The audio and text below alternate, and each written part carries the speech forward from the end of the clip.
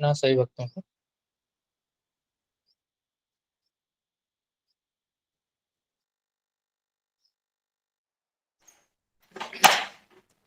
हरे कृष्ण कृष्ण मोहन प्रभु जी पंचांग प्रणाम। धन्यवाद हरे प्रणाम माता जी, धन्यवाद प्रणाम। हरे कृष्णा, धन्यवाद प्रणाम विशाल प्रभु। हरे कृष्ण।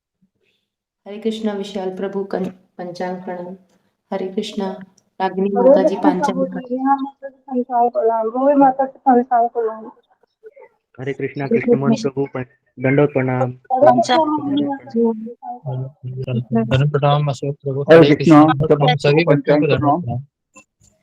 प्रभु जी हरे कृष्णा मामूली माता जी पंचांग प्रणाम। हरे कृष्णा अशोक प्रभु जी पंचांग प्रणाम। पंचांग प्रणाम माता जी। हरे कृष्णा प्रियंका माता जी पंचांग प्रणाम। हरे कृष्णा ऋषिपर्णा माता जी पंचांग प्रणाम। प्रियंका माता जी पंचांग प्रणाम। कृष्ण मोहन प्रभु जी पंचांग प्रणाम। प्रणाम माता जी पंचांग प्रणाम। कृष्णा विशाल प्रभु जी पंचांग प्रणाम। हरे कृष्णा माता जी।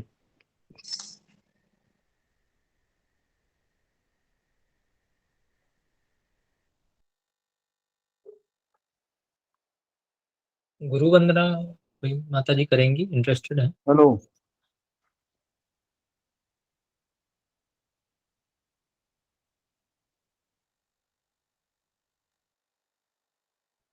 हरे कृष्णा, धन्यवाद प्रणाम। गुरु वंदना कोई माता जी है वॉलंटियर गुरु वंदना करने के लिए? प्रभु जी मैं करूं? हरे कृष्ण गुरु जी पंचांग प्रणाम। सभी भक्तों को पंचांग प्रणाम। नेहा माता जी आपने बोला? जी प्रभु जी। हाँ कीजिए माता जी, शुरुआत कीजिए। हरे कृष्णा। हरे कृष्ण सभी को पंचांग प्रणाम। हरे कृष्णा गुरुदेव को पंचांग प्रणाम। हरे कृष्णा माता जी। हरे कृष्णा प्रभु जी पंचांग प्रणाम सभी भक्तों को।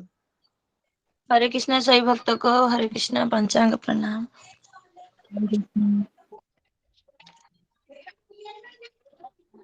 एक सेकंड गुरु जी मैं कर रही हूँ। हरे कृष्णा माता जी। हरे कृष्णा।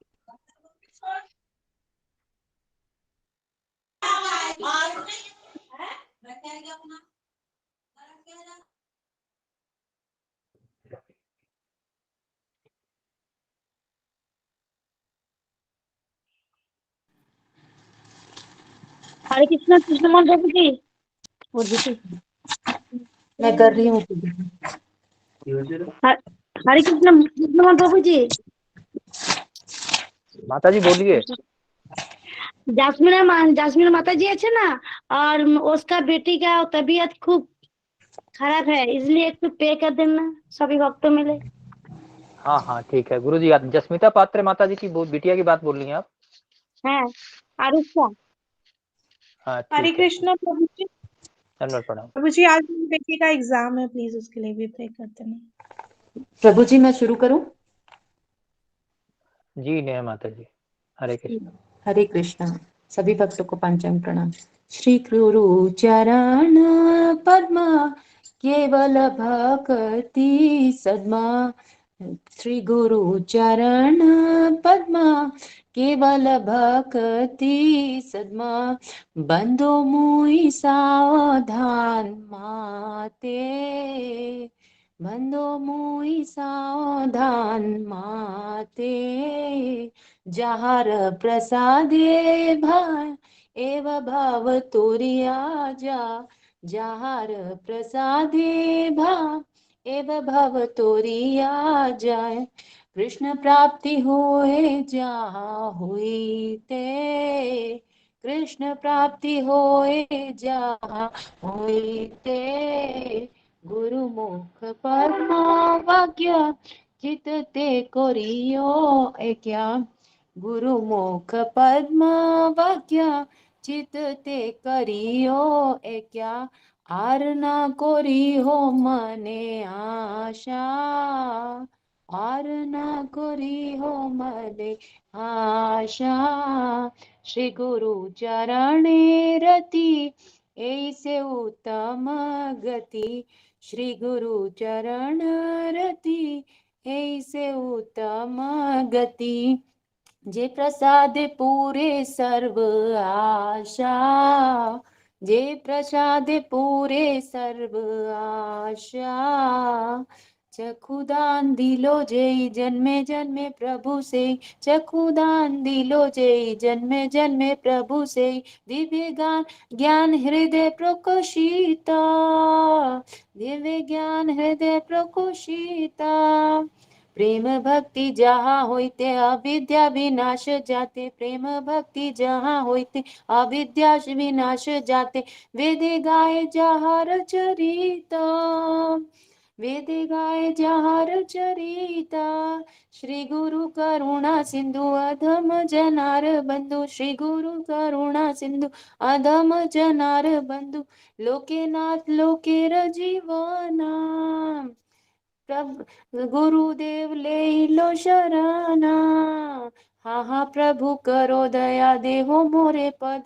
छाया, हाँ हाँ प्रभु करो दया देहो मोरे पद छाया, एदे जस खुशुक त्रिभुवना, प्रभुपाद ले लो शरणा, प्रभुपाद पतित पावना, गुरुदेव ले लो शरणा, जय प्रभुपाद प्रभुपाद प्रभुपाद, जय जय प्रभुपाद, जय जय प्रभुपाद प्रभुपाद, जय जय गुरुदेव गुरुदेव गुरुदेव, जय जय गुरुदेव, जय गौर हरि बोल हरि बोल। हरे कृष्णा सभी भक्तों को। माता जी हरे कृष्ण। बहुत सुंदर गाय माता जी। माता जी हरे कृष्णा जय भक्तों को पंचांग। हरे कृष्णा माता जी पंचांग प्रणाम। हरे कृष्णा हरे कृष्णा सभी को मेरा कोटि कोटि प्रणाम। आज मैं ट्रेन पकड़ने वाली हूँ, आशीर्वाद दीजिए कि सब अच्छा हो जाए। हरे कृष्णा सुषमा माता जी। सब सुना सुना करके गए।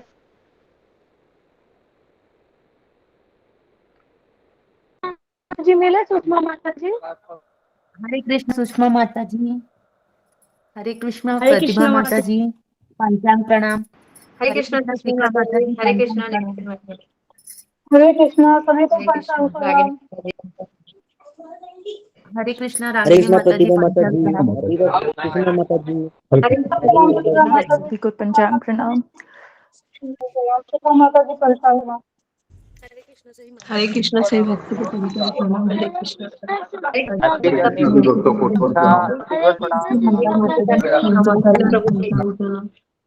हरे कृष्णा शिखा माता जी पंचांग प्रणाम। हरे कृष्णा रागिनी माता जी पंचांग प्रणाम। पंचांग प्रणाम उनका माता जी। हरे कृष्णा पूजा माता माता जी जी। पंचांग प्रणाम।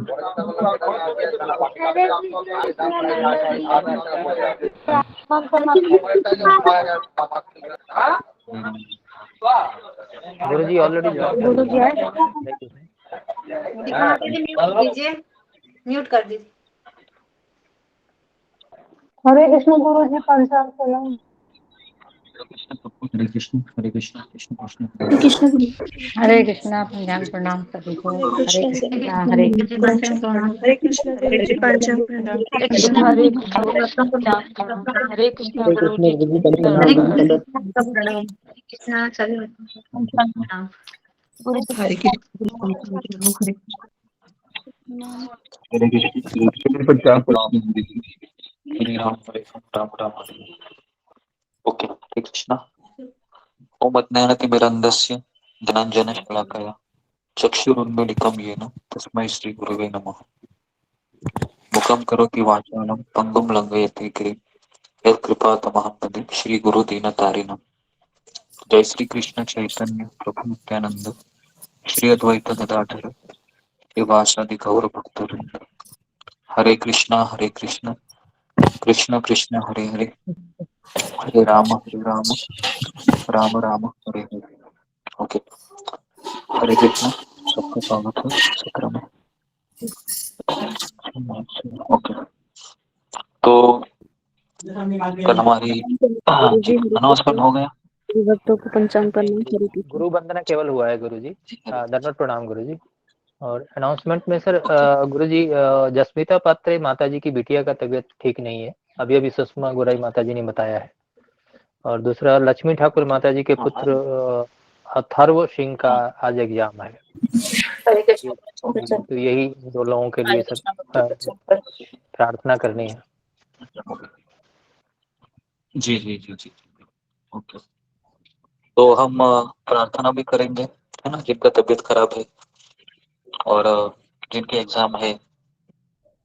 तो हम चाहते हैं कि हम ना ये 3 अनाउंसमेंट मुझे लगता है रोज करना होगा कि हमारे ग्रुप में जी जी जितने भी भक्त हैं, एक तो किसी का एग्जाम रहता है पहला, दूसरा मैं देख रहा हूँ कि उनके घर में कोई बीमार होता है, ओके, और तीसरा होता है कि अ, उनके घर में पारिवारिक कुछ भक्ति के कारण ये होता है।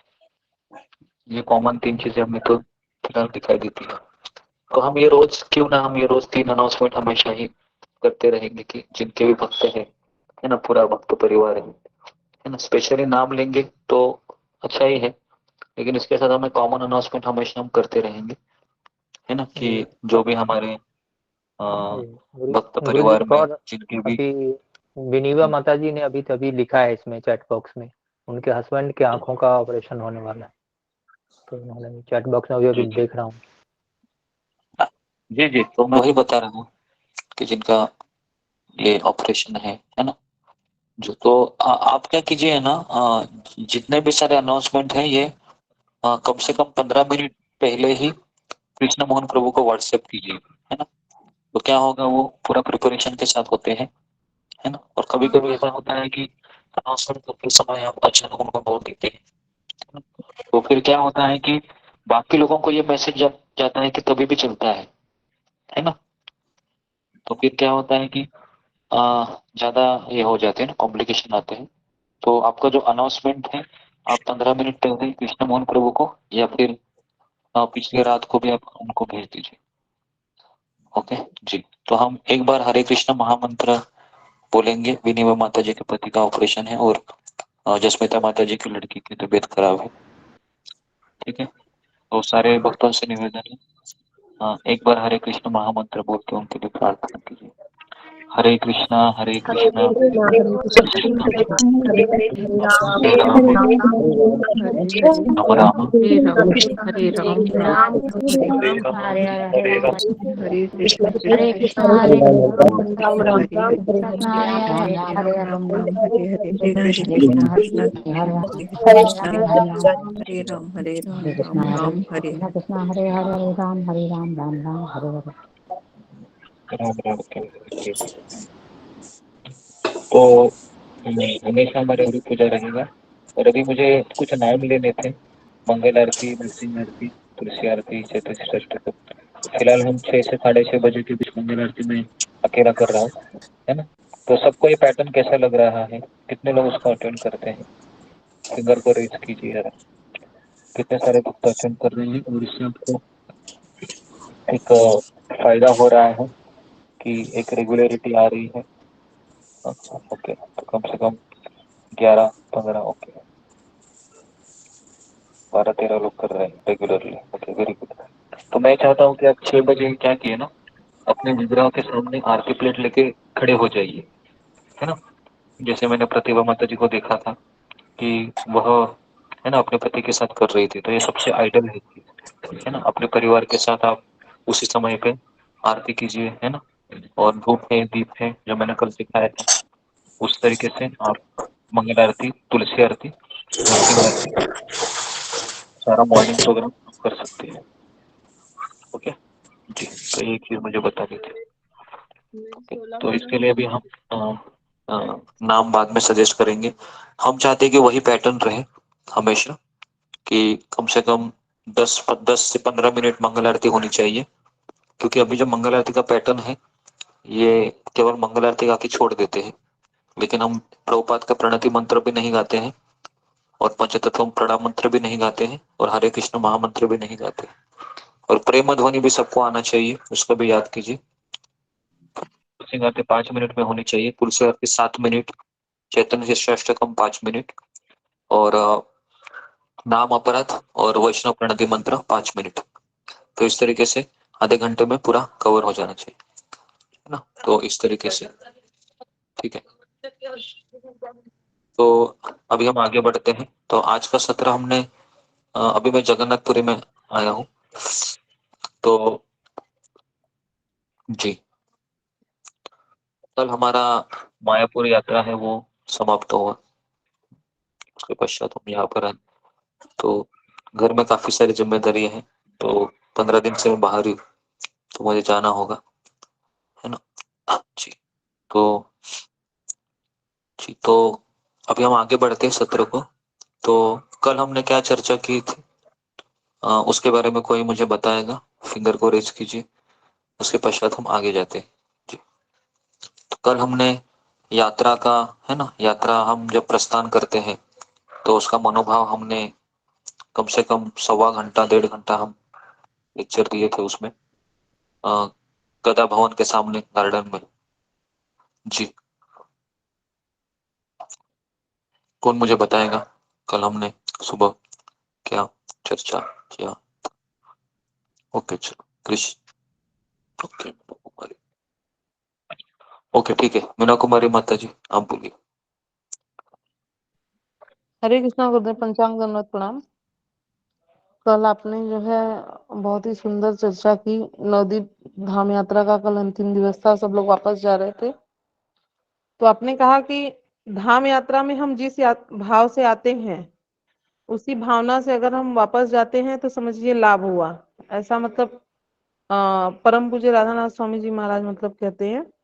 आ, फिर आपने ये भी कहा कि हे मधुपति, हे कृष्ण, मेरी मति अन्य विषयों में न जाए, मेरा मन आपकी सेवा में बना रहे। गंगा जी जैसे कि सारे चट्टानों को और खाई को पार करके निरंतर बहती रहती हैं, वैसे ही आपत्ति आने पर मैं गंगा जी के जैसे मतलब हमेशा चलते रहूं भक्ति में।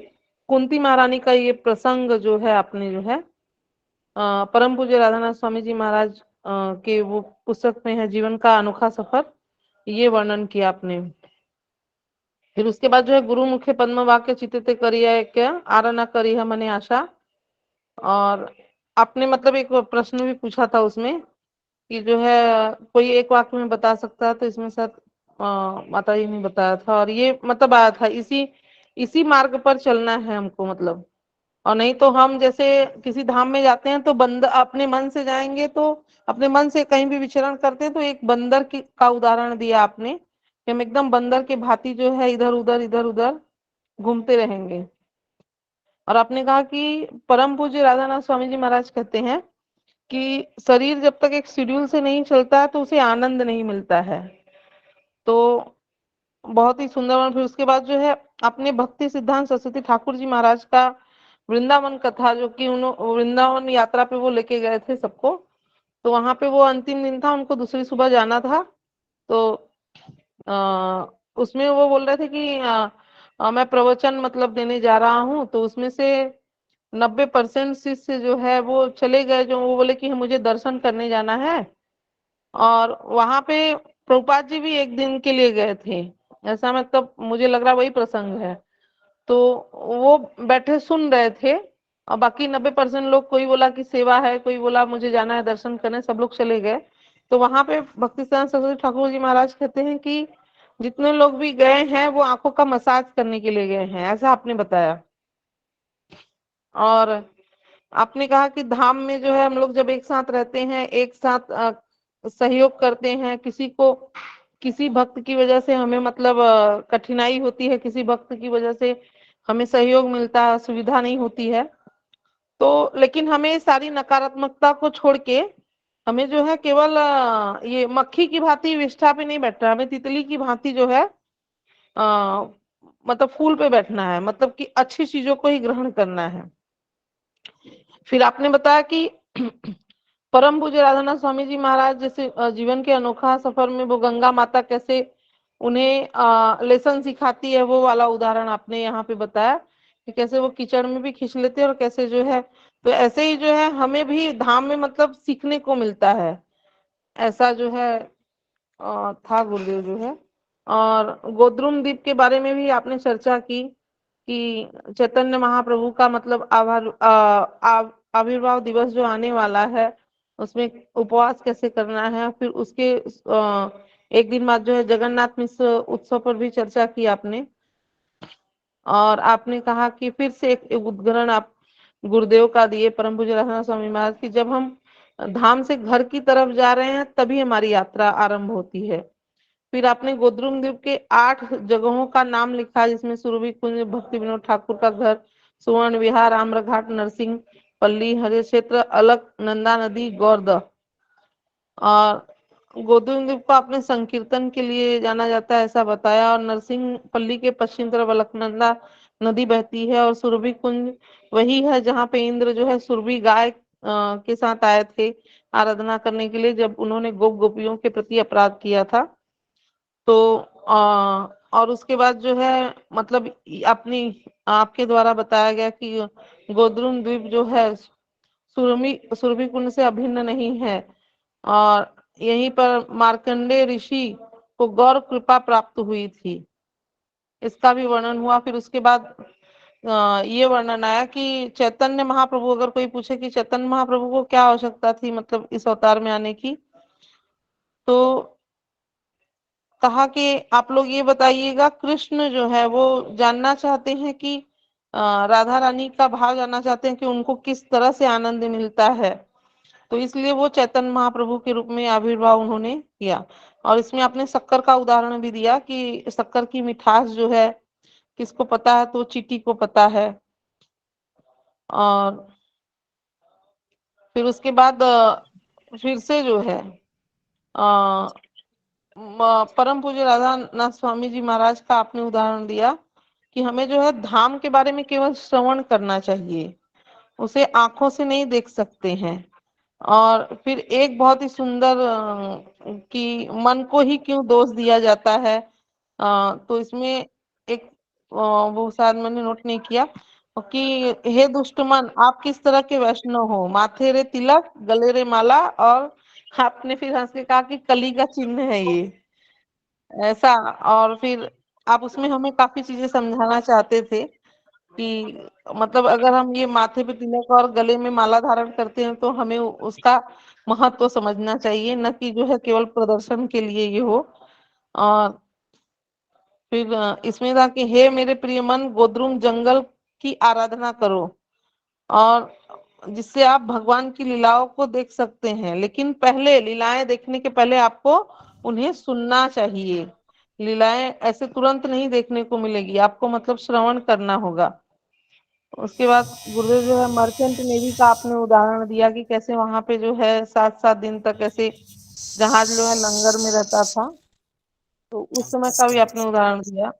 और गोद्रुम ब्रज के नंद महाराज जी के शहर के समान है, जहाँ पे निमाई गाय चराने के लिए जाते थे, और गोपाल रूप में उनको देख के लोग जो है मतलब सखा उनके बोलते थे कि आपके ऊपर ये ब्राह्मण वेश अच्छा नहीं लगता, आइए आपको जो है हम लोग अपने कंधों पर उठा लेते हैं। नित्यानंद, और फिर इसके बाद जो है नित्यानंद श्री जीव श्रीवास ठाकुर गाजिका ये गाजिकासन, हाँ ये जगह का नाम नहीं ठीक से सुन पाई, वहां पे वो लोग पहुंचते हैं। और सुरभि गाय आपने बताया कि वहां पे हमेशा निवास करती है। इसके बाद प्रश्न पूछा कि सुरभि गाय कहाँ पाई जाती है, तो बताया गया कि गोलोक धाम में पाई जाती है वो केवल। और कहा कि नवदीप धाम एवं वृंदावन धाम में कोई किसी को भी भेद नहीं करना है, अगर कोई नवदीप जा रहा है तो उसको कहना चाहिए मैं वृंदावन जा रहा हूँ, और अगर कोई वृंदावन जा रहा है तो उसे कहना चाहिए कि मैं नवदीप जा रहा हूँ, ऐसा। और फिर एक व्यक्ति का उदाहरण दिया कि एक व्यक्ति ने किस तरह आपको 5 मिनट में पूरी परेशानी बता दी, और इससे मतलब वो 5-6 महीने से वहां पे रुके हुए हैं, उनका काफी लंबा चौड़ा था कि उन्हें जो है परम पूज्य जय पताका स्वामी जी महाराज से उन्हें दीक्षा चाहिए, और तमाम प्रकार की बातें बताई। तो आपने कहा कि मुझे यहाँ यहाँ पे ये भी सीखने को मिला, आपने उनको कहा कि श्री चैतन्य महाप्रभु की इच्छा से ही होगा, क्योंकि ये धाम उनका है, और बिना जो है उनकी इच्छा से यहाँ पे कुछ भी नहीं होने वाला। और अगर जब कोई आज्ञा दी जाती है तो उस आज्ञा को पूर्ण करने की शक्ति भी उसी में छिपी होती है। ये गुरुदेव के लिए आपने कहा कि जब कोई आज्ञा आपको प्राप्त होती है तो उस आज्ञा में पूर्ण करने की शक्ति भी उसी में छिपी होती है, बाकी सब कृष्ण संभाल लेंगे, ऐसा जो है बहुत ही महत्वपूर्ण उदाहरण था। और जो हमको मिला है, जैसे हमें भक्त मिले हैं, गुरु मिले हैं, धाम मिला है, प्रसाद मिला है, हरि नाम मंत्र सब कुछ मिला है, ये मतलब इसके लिए हमें जो है भगवान का मतलब धन्यवाद करना चाहिए। हमें 4 बजे सुबह उठ तो हमें भी उनकी कृतज्ञता के लिए 4 बजे सुबह उठकर जप करना चाहिए।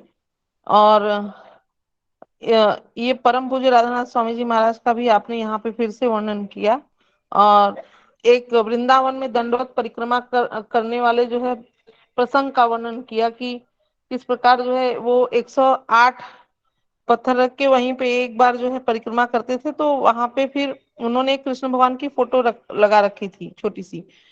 तो आपके द्वारा पूछा गया कि क्यों जो है ऐसा, तो सामान्य गोवर्धन है फिर भी आप ऐसा क्यों कर रहे हैं, तो उन्होंने कहा कि मन का कोई भरोसा नहीं है कि ये कब भटक जाए, और वो ये भी चाहते थे कि ये परिक्रमा समाप्त ही न हो, जबकि हम माला जपते हुए ये सोचते हैं कि कब माला समाप्त हो और कब जो है हम यहाँ से चले जाएं। और इसमें ये भी एक वर्णन आया था कि एक पिता की मतलब वो लड़की की शादी होती है, वो 64 माला करते रहते हैं, तो उस दिन उनसे एक भक्त ने पूछा कि आपने माला की, उन्होंने बड़ा ही सुंदर जवाब दिया था जो है। ये सब भी गुरुदेव जो है काफी इसमें वर्णन था। जी जी। और ओके, हरे कृष्ण जी। धन्यवाद। हाँ क्षमा करिए गुरुदेव। ओके, हरे कृष्णा धन्यवाद प्रणाम। धन्यवाद। बहुत अच्छा बताया। बहुत सुंदर प्रयास किया। हाँ, तो बहुत सुंदर माता हरि जी।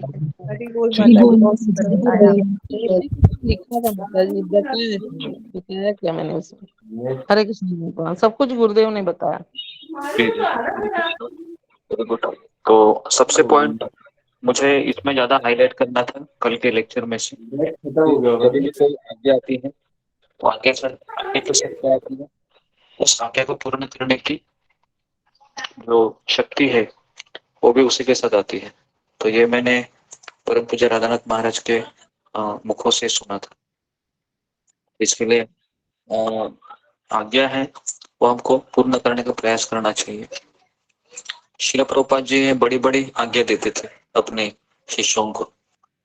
वो कहते थे कि जाओ पाकिस्तान में जाओ और वहां पर एक केंद्र खोलो, इस तरीके से आज्ञा देते। रशिया में जाओ वहां पर एक केंद्र खोलो, लंदन में जाओ वहां पर एक केंद्र खोलो, है ना। तो हमें तो धक्का लगेगा, वहां पर एक एक से आज्ञा है, कैसे जाएंगे पाकिस्तान में, और वहां पर तो मुसलमान लोग रहते।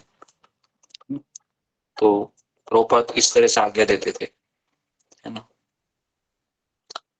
तो अभी हम राधानाथ स्वामी महाराज की किताब है जो हमने पूरा किया था, लेकिन काफी चीजें थी उसमें जो छूट गई थी। तो हम क्या करेंगे, 2 दिन हम हफ्ते में 2 दिन हम ये अनोखा सफर किताब करके परम पूज्य गुरुदेव राधानाथ स्वामी महाराज को हमेशा याद करेंगे, उनकी शिक्षाओं को, क्योंकि मेरे लिए वो बहुत जरूरी है। और मुझे ऐसा लगता है कि हम सबके लिए वो बहुत जरूरी है, वो परम पूज्य राधानाथ महाराज की शिक्षा है। तो आज हम परम पूज्य राधानाथ महाराज के चरणों में प्रार्थना करते हुए उन्होंने जो लिखा हुआ किताब है उसका वापस शुरुआत करते हैं।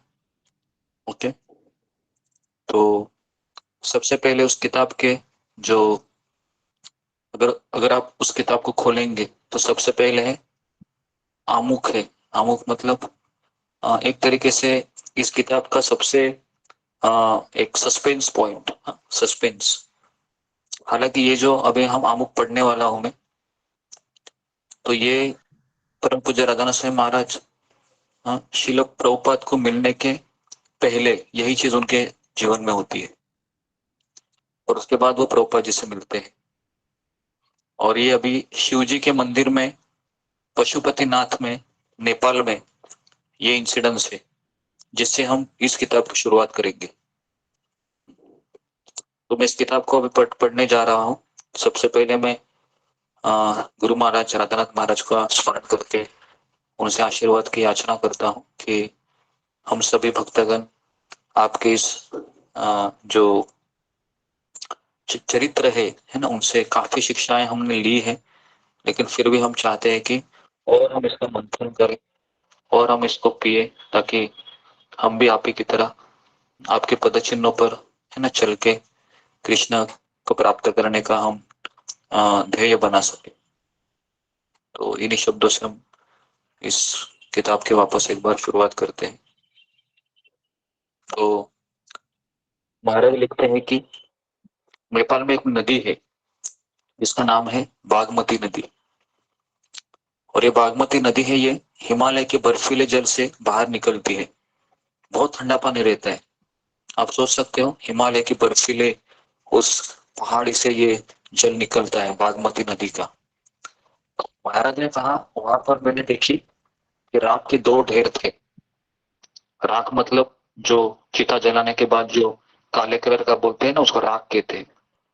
महाराज ने कहा उनमें एक स्मशान की चिता का भस्म था, स्मशान की चिता जलाने के बाद।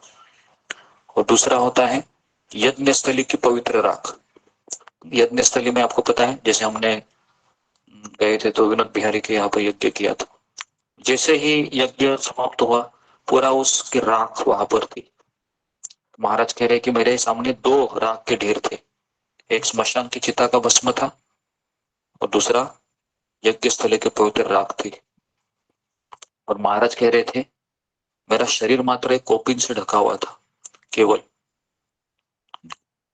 और ठंडी हवाएं मेरी हड्डियों तक को जमा रही थी क्योंकि पूरा ठंड था वहां पर। बर्फीले पहाड़ से वो बागमती नदी बह रही थी। और महाराज कह रहे थे कि मेरे शरीर पे एक कपड़ा भी नहीं था, केवल लंगोटी थी, है ना। और तभी महाराज कह रहे हैं अचानक क्या हुआ, मेरे मन में एक ऐसी तीव्र उत्कंठा आ गई कि उस विचारों ने मुझे जकड़ लिया। मैं अपने घर से बहुत दूर था, भूखा था मैं, प्यासा भी था, अकेला था, ठंडी से ठिठुर रहा था मैं। और मैंने अपने स्वयं को प्रश्न किया कि मैं यहाँ पर क्या कर रहा हूं। क्या मेरी सारी अभी तक मेरा जो सफर है क्या व्यर्थ हो जाएगा, कि मैं आकाश में तारों को निहारने लगा। महाराज कह रहे मैं आकाश के तारों को निहारने लगा जो एक प्राचीन वट वृक्ष की ओट में झिलमिला रहा था। रात के पंछी विषाद भरा गीत गा रहे थे। विषाद भरा मतलब दुखमय गीत, विषाद मतलब दुख। नदी तट पर मैं चला गया, वहां पर यज्ञ वेदियों में पवित्र अग्नियां सुलग रही थी और घुटनों तक लंबी जटाओं वाले अनेक साधु इन यज्ञ वेदियों में तीव्र गंध युक्त जड़ी बूटी वाली संहिता से आहुतियां दे रहे थे। आहुतियां पता है कैसे देते हैं, स्वाहा स्वाहा स्वाहा ऐसे बोलते रहते वो, है ना। तो स्वाहा ये कौन है, ये अग्निदेव की पत्नी है, इसके लिए पति के साथ पत्नी का भी नाम लिया जाता है स्वाहा। तो महाराज कह रहे थे कि कई साधु वहां पर उस यज्ञ स्थली में आहुति हुए मुझे दिखाई दे रहे थे। अनुष्ठान संपन्न करते हुए साधुगण उन्होंने क्या किया, उस यज्ञ वेदियों की पवित्र गर्म राख अपनी मुट्ठी में ली ऐसे, और मुट्ठी में भरकर वो क्या करने लगे, पूरे अपने शरीर पर ऐसे लपेटने लगे राख, है ना। अगर आप इसी जगह पर जाओगे पशुपतिनाथ नेपाल में, या फिर है ना शिव जी के जितने भी धाम है, तो वहां पर आपको ऐसे साधु जरूर दिखाई देंगे जो पूरे अपने बदन को राखों से उसको मल देते हैं, है ना। लेकिन वैष्णवगण अपने शरीर को किससे मलना पसंद करते हैं, वैष्णवगण के चरण की धूली से मलना पसंद करते हैं। तो यही फर्क है ना, यही फर्क है। तो हमारा शरीर ही उसी के लिए है ताकि हम वैष्णव के चरण धूली से अपने शरीर को पवित्र करें, क्योंकि ये शरीर है ये केवल मलमूत्र से भरा हुआ है। हमारे शरीर के अंदर कुछ अच्छा चीज नहीं है। अगर इसको डॉक्टर को रहता है, जब वो ऑपरेशन करते हैं ना, तो वो अपने शरीर को फाड़ देते हैं ऐसे एनेस्थीसिया देकर, और अंदर देखते हैं सब गंदा रहता है ना। शरीर के अंदर रक्त, मज्जा, अस्थि, वीर्य, चर्बी, यही सब चीजें रहता है। फिर भी हम इसके ऊपर इतना नाद करते हैं जब हम आईने के सामने खड़े होते हैं, है ना। ऐसा लगता है कि वाह वाह मैं कितनी सुंदर हूँ, मैं कितना सुंदर हूँ, है ना। तो महाराज ने कहा कि मैंने वहां पर लोगों को देखा, खास करके साधु लोगों को, पवित्र गर्म राख मुट्ठी में भरकर वे अपने शरीर पे लपेटने लगे और अपने शरीर को उन्होंने भस्मांकित कर दिया और वो पवित्र मंदिर की ओर चल पड़े। सारे साधुगण जो सब लोग लालायित थे, किसका दर्शन करने जा रहे थे वो? पशुपतिनाथ शिव जी का, भोलेनाथ का, महादेव का।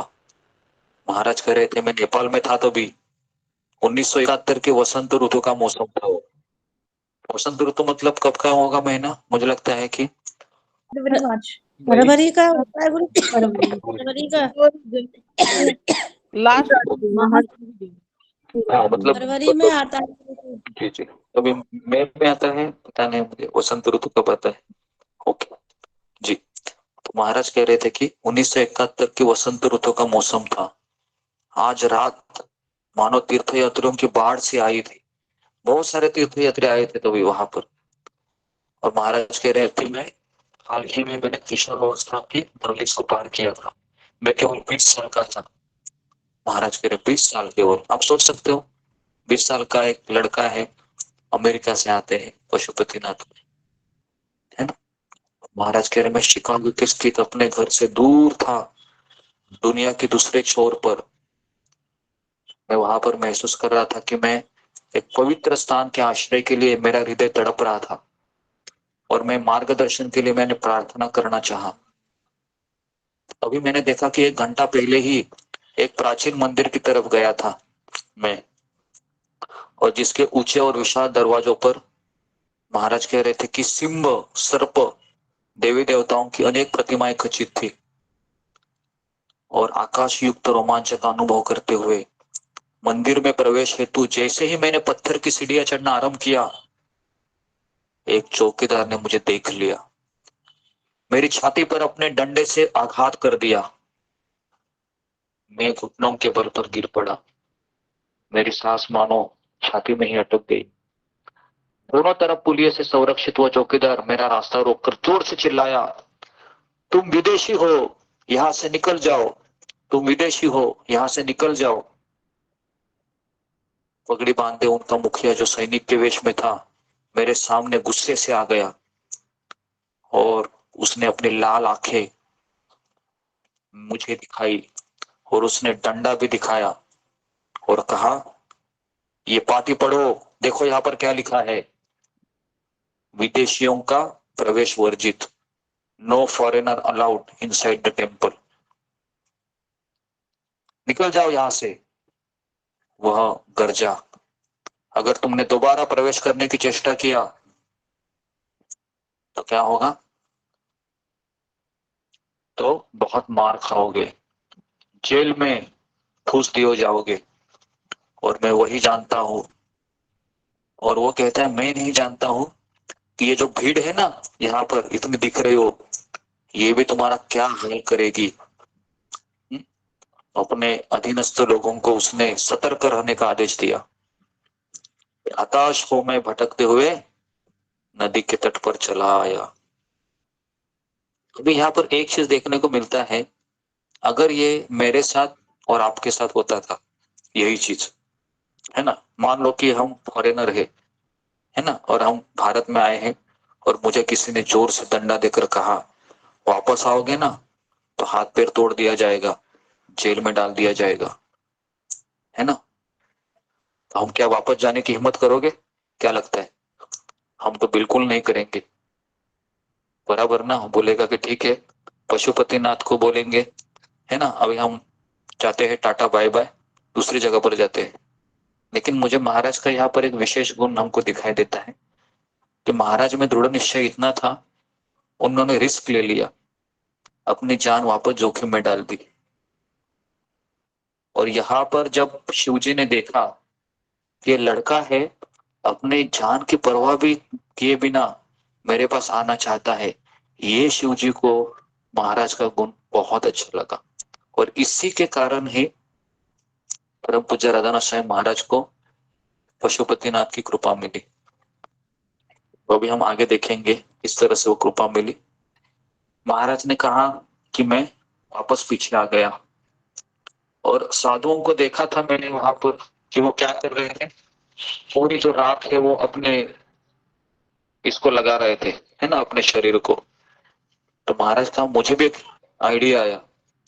मैंने क्या किया, मैंने उस यज्ञ वेदी के पास झुका और मैंने गरम राख लिया, गर्मा गर्म, और राख से जलते हुए कोयलों को अलग किया मैंने, और सारी जो राख थी वो मैंने कांपते हुए हाथों में मैंने गरम राख को अपने दुबले शरीर पर मलना शुरू किया। उलझी लटों से लेकर नंगे रूखे पैरों तक तीखी गंध से मेरी नासिका जलने लगी। नाक में से वो दुर्गंध तो जा रहा था। गला मेरा रूंग गया, मुख सूख गया। नदी के मलबेटे पानी में मैले हुए सूती वस्त्र के 2 टुकड़ों से अपने शरीर के ऊपरी और निचले अंग को ढककर मैंने पुनः मंदिर के प्रवेश द्वार की ओर चल बढ़ चला। महाराज कह रहे कि मैंने हिम्मत किया, रिस्क लिया, जो होगा वो देखा जाएगा, क्योंकि मैं इतना लंबा से आया हूँ शिकागो से, अभी यहाँ पर मुझे रोक दिया जा रहा है। ऐसा कितनी बार हुआ महाराज के साथ?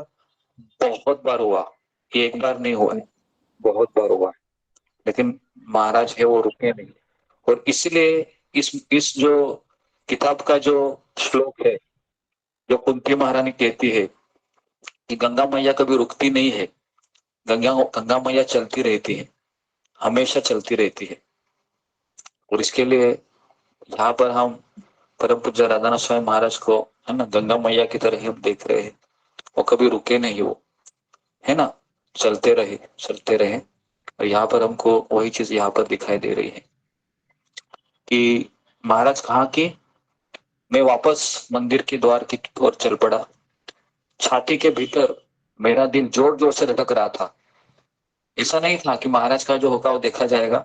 महाराज को पता था अगर किसी ने मुझे वापस पहचान लिया तो मेरी खैर नहीं। हृदय है वो बहुत धड़क रहा था। आप सोच सकते हो, वही व्यक्ति सोच सकता है वो जो करने की हिम्मत रखता है, बराबर है ना। हम तो पढ़ रहे हैं, तो हाथ में डंडा लिया हुआ चौकीदार महाराज ने देखा, खड़ा था वो, है ना, किंतु वे मुझे पहचान न सका और मुझे भीतर जाने दिया। प्राचीन वेदिका को घेरे हुए एक विशाल आंगन में जैसे ही मैंने प्रवेश किया, मैं सोचने लगा कि यदि यहां अगर मैं पकड़ा गया तो मैं जरूर मारा जाऊंगा, जरूर मुझे मार दिया जाएगा। ये हजारों श्रद्धालुओं को भीड़ है, ये जब देखेंगे कि एक अमेरिकन व्यक्ति जिसने उनके भगवान को अपवित्र किया, ऐसा सोचने से ही ये सारे श्रद्धालु, है ना, मेरी क्या करेंगे मुझे, महाराज को सोचकर ही दिल भर रहा था। उसके बाद एक बार में केवल एक ही व्यक्ति को प्रवेश मिल रहा था। पंक्ति के पीछे धैर्य पूर्वक अपना स्थान ग्रहण करते हुए मैं भी धीरे धीरे आगे बढ़ रहा था। अचानक वही पुलिस वाला आया जिसने मुझे रोका था और मेरे ऊपर चिल्लाया था, मेरे पास से गुजरा। घबरा कर मैंने अपना चेहरा दूसरी ओर मोड़ लिया, ऐसे, मतलब यहां से आ रहा था, महाराज ने ऐसे किया होगा ताकि वो मुझे देखे ना, है ना। घबरा कर मैंने अपना चेहरा दूसरी ओर मोड़ लिया, वह मेरे सामने आकर खड़ा हो गया। मतलब आप सोच सकते हो महाराज ने ऐसा किया होगा और महाराज इसे तिरछी नजर से देख रहे होंगे, गया कि नहीं, लेकिन वहीं पर खड़ा था वो, है ना। आप सोच सकते हो खड़ा होने के बाद कितना दिल धड़क रहा होगा महाराज को, कि महाराज को लग रहा होगा इसने शायद मुझे पहचान लिया, है ना। मेरे राग के लीपे चेहरे की ओर घूरते हुए उसने चिल्लाकर स्थानीय हिंदी भाषा में एक प्रश्न पूछा, है ना, हिंदी में बोला वो। मैंने कुछ भी समझ में नहीं आया। मैं जानता था कि यदि यहाँ पर अंग्रेजी भाषा में एक भी शब्द बोलूंगा तो मुझे मार दिया जाएगा। कोई उत्तर मैंने दिया नहीं। तीखी नजरों से उसने मुझे घूरा और बहुत सारे सवाल पूछने लगा।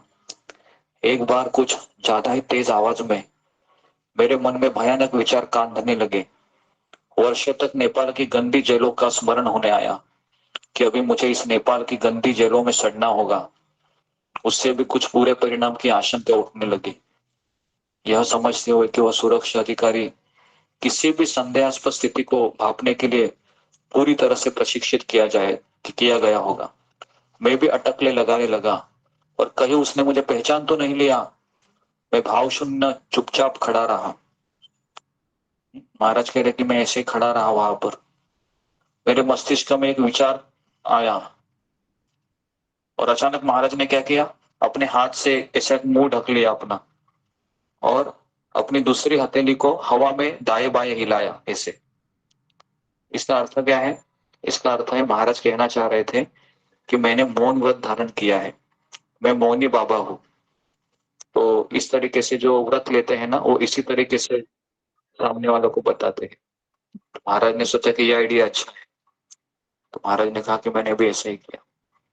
उसके बाद क्या किया, उस मुखिया ने मेरी बाहों को पकड़ लिया। बाह मतलब किस तरीके से, कंधे को पकड़ लिया होगा बाह को, और खींच कर मुझे ले जाने लगा। अभी तो सोचो, अभी आप सोचिए, तो महाराज लगा कि मुझे इसने पकड़ लिया, अभी मेरी खैर नहीं, अभी ये मेरा क्या वहां पर हर्षद करेगा, ये कुछ पता नहीं।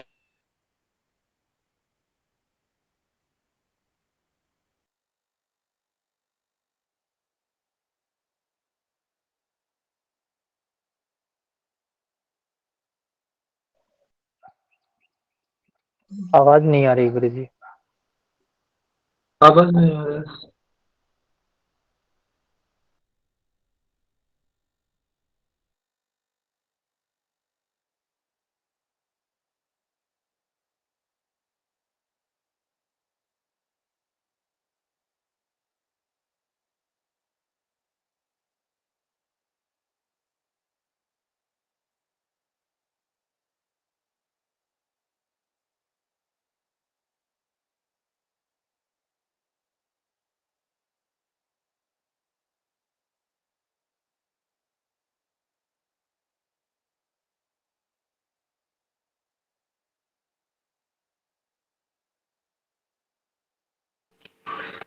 हरे कृष्णा।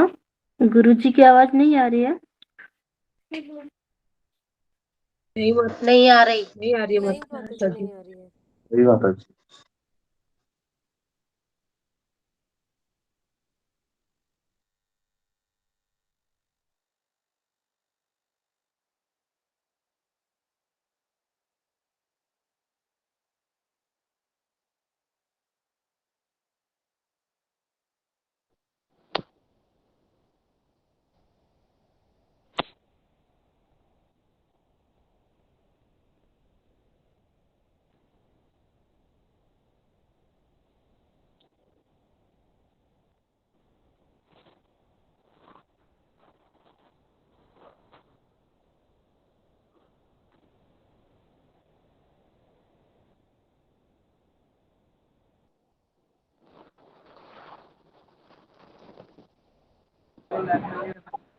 हरे कृष्णा कृष्ण मोहन प्रभु जी, पंचांग प्रणाम। धन्यवाद लगता प्रणाम है माता जी। गुरु हरे जी, कृष्णा। हाँ, आशीर्वाद लॉग आउट हो दीजिए चुके कि हैं नेटवर्क। आशीर्वाद दीजिए कि अच्छे से पहुंच हैप्पी जाऊं। जर्नी माता जी। जी जी, आप पहुंच जाएंगे। आप तो वहाँ दर्शन करके आ रही हैं, आप आशीर्वाद दीजिए हम सबको, ऑफलाइन भक्तों को। आने का दिल है प्रभु जी। आ गए हो माता जी, घर में आ गए हो? नहीं, ट्रेन में अभी बैठी हूँ। आपने तो बड़ी अभी हिम्मत तो की। हावड़ा भी नहीं प्रवीण पहुंची। प्रभु जी कॉल कर लीजिए गुरु अच्छा गुरु जी हिम्मत को एक आपने बार। की। हरे कृष्णा हरे कृष्णा। हाँ गुरु जी आ गए। दर्शन मुझे बढ़ती थी। तो महाराज कह रहे थे कि जी, तो मैं वहीं पर उस व्यक्ति ने मुझे जोर से मेरे बाहों को पकड़ा और मुझे खींच के लेके जा रहा था। महाराज के मन में काफी सवाल उठ रहे थे, कहाँ ले जा रहा मुझे, क्या मैं गिरफ्तार हो चुका था? वो जोर से चिल्लाया, दो पुलिस वहां पर आ गए, उन्होंने महाराज को घेर लिया। तीर्थ यात्रियों की भीड़ से मैं तब घिसटता रहा जब तक कि उस स्थान पर मैं नहीं पहुंच गया, है ना, जहां सर्वाधिक भीड़ जमा थी।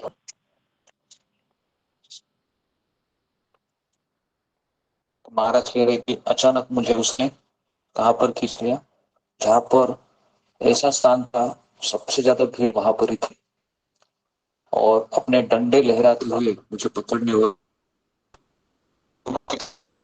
की तरह गरज लगी, है ना। मतलब क्या हो रहा होगा, वो कह रहे थे कि साइड हो जाओ, बाजू हो जाओ, बाजू हो जाओ, ऐसे बोल रहे होंगे, क्योंकि महाराज को लेके जा रहे थे, बराबर।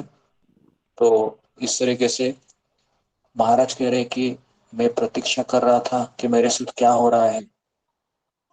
महाराज के मन में एक सवाल आया, क्या अपने पवित्र मंदिर को कलुषित करने के अपराध के कारण यह भीड़ मेरे चितड़े तो नहीं कर देगी?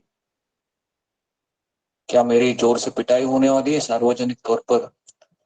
सिपाहियों की जोर जोर से चिल्लाहट के कारण भीड़ छटने लगी, है ना। तो उसके बाद मैं उस भीड़ भड़क में घसीटते हुए मुझे ले जा रहा था।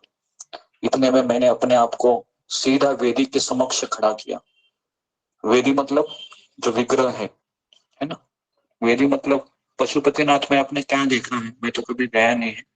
पशुपतिनाथ के सामने शिव जी का विग्रह है या शिवलिंग है, क्या है? कोई गया है हमारे में से पशुपतिनाथ में?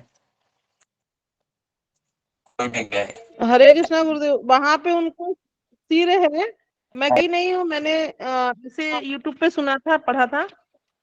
वहां पे उनका सिर है, उनका धड़ जो है ना वो केदारनाथ जी में है, ऐसा है वर्णन। वो अर्जुन के साथ भगवान ने वो लीला की थी, शिव जी ने वो लीला की थी, उस समय उनका धड़ केदारनाथ में था और वो सिर वहां पे गिरा था, ऐसा। हाँ, क्षमा ओके। करिएगा गुरुदेव अगर कोई कोई। विग्रह, ओके, मतलब कोई विग्रह नहीं है, मतलब वेदी है। तो महाराज कह रहे मुझे वेदी के सामने खड़ा किया वहां पर, और वहां पर एक रंगारंग पगोड़ा जिसमें चंदन की सुगंध चारों तरफ फैलती हुई थी, और सामने एक पत्थर का एक विशाल ऋषभ मतलब बैल खड़ा था। वेदी पर भगवान शंकर का एक विशाल विग्रह था। ओके, मतलब वेदी पर ही भगवान शंकर का एक विशाल विग्रह भी था। रेशमी वस्त्र थे और स्वर्ण तथा बहुमूल्य रत्न भरणों से उसको सुसज्जित किया था। उसके मुखिया ने अपनी छड़ी को उठाते हुए मेरे बाहों को और जोर से दबा दिया, और महाराज को तभी क्या लगा कि अभी मेरी यहाँ पर बलि चढ़ाई जाएगी, है ना। तो महाराज के मन में विचार आया कि क्या मुझे अब पहले विचार क्या आया था, पहले ये विचार आया था, क्या मुझे यहाँ पर ये भीड़ भीड़ मुझे अभी मार डालने वाली, है ना। तो ये विचार आया था। उसके बाद ये विचार आया कि अभी मैं यहाँ पर वेदी के सामने मुझे खड़ा किया गया है, क्या मुझे यहाँ पर बलि दिया जाएगा? ये विचार आया। इतने सारे विचार उस 2-3 मिनट 5 मिनट में महाराज के मन में आए होंगे, है ना। तो मन का स्वभाव कैसे है देखिए, जब भी कोई आपत्ति आती है मन क्या करता है, पूरा भविष्य हमारा सामने रखता है। ऐसे कितने लोगों के साथ हुआ है, अचानक ट्रेन छूट जाती है, अचानक काफी सवाल उठ जाते हैं। हुआ ऐसे, प्लेटफॉर्म में आते हैं, होता है ऐसे, है ना। अचानक या अचानक हम कोई ट्रेन पकड़ते हैं, जाते हैं, देखते हैं बाप रे अभी ट्रेन नहीं मिले तो क्या होगा, तो मन आपको पूरा भविष्य बता देगा, है ना, कि क्या होने वाला है। तो ये आमतौर पर ऐसा सबके साथ होता है और हुआ भी होगा, है ना। तो ये मन का स्वभाव है ना। वो पूरा आपको भविष्य बता देगा, देखो ये होने वाला है, वो होने वाला है, और हम इतना टेंशन में आके तो भी कि पूछो मत। इसके लिए ना मन को कभी नहीं हमको एंटरटेन करना चाहिए, क्योंकि ये मन ही है हमें खाई में ढकेलता है हमेशा। तो इसके लिए हमें बुद्धि का उपयोग करना चाहिए, है ना। बुद्धि को समझना चाहिए। अगर ट्रेन छूट भी जाती है कोई प्रॉब्लम नहीं, घर आऊंगा वापस, दूसरी ट्रेन बुक करूंगा, जो भी परेशानी होगी उस परेशानी को मैं निपट लूंगा। तो ये बुद्धि कहती है। लेकिन मन कहता है अरे बाप रे ट्रेन छूट गई, अभी तेरा क्या होगा, कुछ नहीं होगा, अभी चुल्लू पर पानी में डूब मरो, ऐसे मन बोलता है। ओके, तो मन का स्वभाव है ऐसे, तो इसलिए मन को थोड़ा सुनना नहीं चाहिए। हाँ, तो इस तरीके से महाराज कह रहे कि मेरे मन में सवाल आया कि भोलेनाथ के सामने क्या मेरी बलि चढ़ाई जाएगी? अपने अधीनस्थ सिपाहियों से घिरे हुए उसने अपनी छड़ी अपने सिर के ऊपर उठाई और पुजारी को चिल्लाते हुए आदेश दिया। मैंने ऐसा कभी देखा नहीं है कि सिपाही पुजारी को आदेश देते हैं। मतलब यहाँ पर ऐसा दिख रहा है कि इस मंदिर में सिपाहियों का ज्यादा चलता है पुजारी से भी, क्योंकि पुजारी को आदेश दे रहा है सिपाही। क्या आदेश दिया, इधर आ जाओ। जैसे ही आदेश पाया वो सीधे वेदी के भीतर चला गया। कुछ तो कहा होगा उसने। जो मुखिया था वो कांपते हुए मैं प्रतीक्षा कर रहा था, क्योंकि महाराज को तो हिंदी कुछ पता नहीं है, महाराज तो अमेरिकन है, तो इन दोनों में क्या बात हुई कुछ पता नहीं है। महाराज केवल उस पुलिस के मुखिया के चेहरों को देख रहा था कि बहुत गुस्से में आया है, और उससे महाराज अंदाजा लगा रहे थे कि मेरे साथ क्या होने वाला है। जैसे ही आदेश पाया सीधे वो गर्भगृह के भीतर से लाल रेशमी वस्त्र पहने हुए एक बड़े पुजारी का आगमन हुआ। मतलब मेन पुजारी आ गया, बड़ा पुजारी। वो छोटा पुजारी होगा जिसको चिल्ला के कहा जाओ इधर आ जाओ, बड़े पुजारी को लेके आ जाओ। तो बड़ा पुजारी आ गया। उन्होंने अपने माथे पर लाल सिंदूर का गोलाकार तिलक था, ऐसे यहाँ पर ऐसे सिंदूर का देखा होगा आपने ऐसे, है ना। और उसे गले में स्वर्ण हार था और रुद्राक्ष की माला थी, और गहरे और मंत्रमुग्ध कर देने वाले किया। अधिकारी जिसका मोटा शरीर के बावजूद भी पसीने में लटपट हो रहा था, जोर से चिल्लाकर उस पुजारी को कुछ बोला। पुनः समझ आया तो हिंदी में ने उसकी ध्यान सुनी, अपना सिर हिलाया ऐसे और आंखें बंद की। सीधी कर एक गहरी सांस ली बड़े पुजारी ने, और संस्कृत भाषा में मंत्रों का उच्चारण करने लगा। उन्होंने मेरे सिर पर एक रेशमी वस्त्र लपेटकर मुझे अचंभित कर दिया।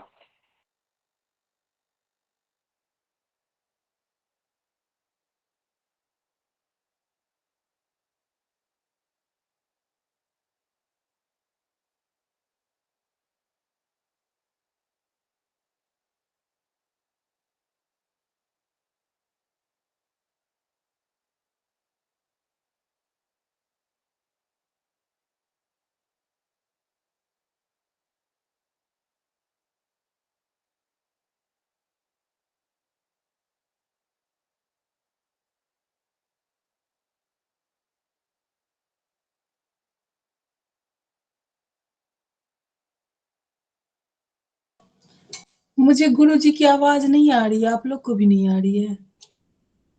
नहीं मुझे भी नहीं आ रही है, नहीं नेटवर्क नहीं है।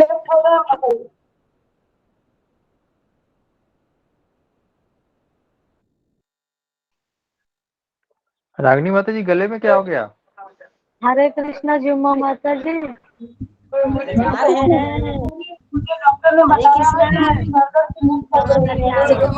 कृष्णा को बुखार आया है, और कृष्ण रोशनी माता जी को भी तबीयत खराब हुआ जी। वो बोल रही थी, रोशनी माता जी बोल के बुखार आए, वो दवाई लिए क्या? कृष्ण दवाई ली, आराम नहीं हो रहा है। कृष्ण कैसे जाता है?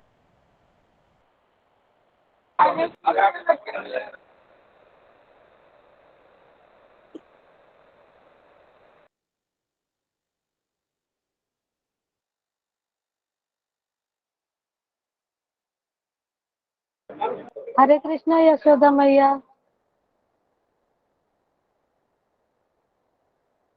हरे कृष्णा माता जी, आवाज नहीं आ रहा है। हरे कृष्णा। आप आराम से पहुंच गए? हाँ हाँ आप आराम से पहुंच गए?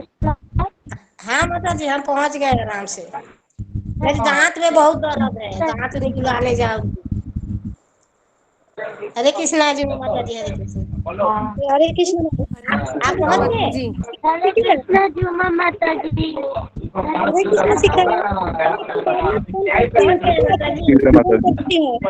जिमा माता जी रो रही थी उसके लिए। जिमा माता जी आप पहुंच गए? बहुत रो रही थी। जी माता जी, कल कानपुर में पहुंच गए। हाँ सब पहुंच गए। पहुंच गए तो 5 बजे पहुंच गए हम। अच्छा ठीक ठीक। अभी शिखा माता जी कल पहुंचेंगे? शिखा माता जी पहुंचेगी 3 तारीख को। हाँ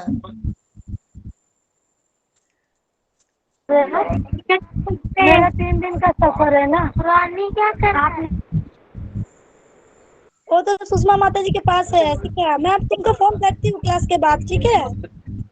क्लास के बाद फोन करती हूँ, ठीक है। मेरे पास है।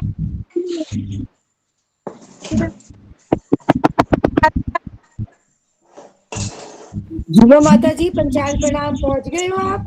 जी माता जी, वो भगवान की कृपा से, गुरु जी की कृपा से पहुंच गए, ठीक है माता जी। बहुत बढ़िया, बहुत बढ़िया, बहुत अच्छे रहा, बहुत बढ़िया। जुमा माता जी, सुषमा माता जी, सुधा माता जी, जुमा माता जी, सुधा आप झूमा पहली माता बार जी थे। पंचांग प्रणाम, पहुंच गए। और ओके, ये तो आगे बढ़ते हुए हम तो जी, तो नेटवर्क का थोड़ा सा इशू है यहाँ पर, तो मैंने वाईफाई से कनेक्ट किया, अभी देखते हैं। ओके, तो हम यहाँ पर थे कि उस बड़े पुजारी ने क्या किया। उस बड़े पुजारी ने परम पूज्य राधानाथ स्वामी महाराज के, जो 20 साल की उम्र के थे, पूरे उनके ऐसे लाल कलर का रेशमी वस्त्र पहन लिया, ऐसे कर्टन की तरह, है ना। जो आपने देखा होगा कि जो शेरावाली के इसमें भी जाते हैं ना, दुर्गा जी के माँ शेरावाली, तो वो भी इसी तरीके से यहाँ पर ऐसे है ना, लपेट कर देखा है आपने, ने अपनी टीवी में भी देखा होगा। इसी तरीके से रेशमी को जी ऐसा ठीक रेशमी है। वस्त्र ऐसा है ना, जी इधर इधर सर पे डालते हैं। और महाराज को ने कहा तो मुझे आश्चर्य किया। क्यों महाराज को आश्चर्य किया? क्योंकि महाराज क्या सोच रहे थे, मेरे साथ क्या होने वाला है, बहुत बुरा होने वाला है ना। हम भी ऐसा ही सोचते हैं ना कि मेरे साथ अभी बुरा होने वाला है, और हम बहुत घबरा जाते हैं। लेकिन कुछ समय के बाद हमको आश्चर्य होता है, अरे बाप रे, मेरे साथ ये क्या हो रहा है भाई, इतनी कृपा कैसे मिल रही है। तो इससे हमको एक सीख हम सीख सकते हैं कि कभी कभी हमको समय की प्रतीक्षा करनी चाहिए। कुछ चीजें हमें समय के ऊपर छोड़ना सीखना चाहिए। कभी कभी हम बहुत अग्रेसिव हो जाते हैं कि क्यों नहीं मुझे रिजल्ट मिल रहा है, क्यों नहीं मिल रहा है भक्ति मार्ग में। तो हमें अग्रेसिव नहीं होना चाहिए, हमें समय की प्रतीक्षा करनी चाहिए। और जब समय अनुकूल होता है तो कृपा हमको मिल जाती है ना। तो यहाँ पर हम वही सीख सकते हैं कि महाराज कहा कि मुझे आश्चर्यचकित हो गया मैं कि उसने मुझे इस तरह से रेशमी वस्त्र लपेट दिया, और मेरे कंधे पर एक रेशमी चादर उड़ाई, और गले में चमेली और रातरानी के फूलों की कई मालाएं पहना दी, मेरे माथे पर चंदन का तिलक लगाया ऐसे, है ना। और केसर मिश्रित जल पीने के लिए दिया।